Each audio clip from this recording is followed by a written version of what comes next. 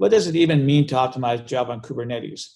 What do we want to optimize, and how do we achieve the goals that gives the customers the benefits that they seek? If you could elaborate on that topic, first, what are the goals that the customer have with Java workloads, and then how do you optimize on that? I think that would be an interesting discussion.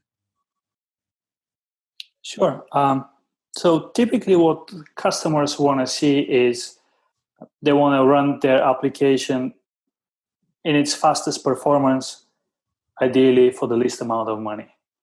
And what we provide kind of aligns very closely with that intent. Now, when it comes to Java, this actually gets a little complex since Java, being an enterprise product, has a large number of settings that can be configured, and then the full combination of settings there is probably not known to even the most experienced Java developers or operators.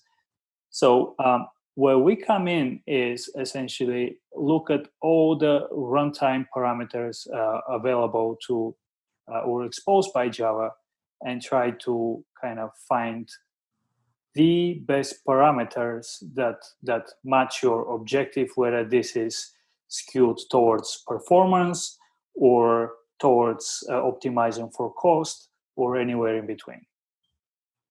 And how do you go ahead? Sorry. Peter? And to take this a step deeper is, in general, in cloud, you do have to optimize resources, amount of CPU, amount of memory, amount of replicas, and that goes for pretty much any language that is packaged as container and run on Kubernetes. What becomes even more important with Java is the additional virtual machines. So Java is a virtual machine. It has a lot of different mechanisms that work in order to keep it going. Things like the garbage collector, the way the heaps work. All of these things, they do, depending on how they're configured, they can cause significant differences in performance, more than 2x from what we have seen.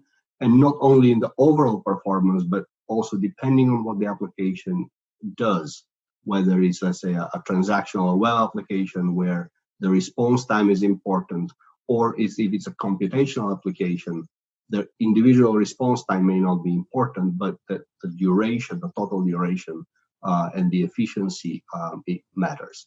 So in addition to what normally matters for all applications when they become cloud native, Java and Java virtual machine applications, which includes other languages like Kotlin and so on, has these additional requirements for optimizations to make sure that the behavior of the Java virtual machine matches the cloud and matches the use cases.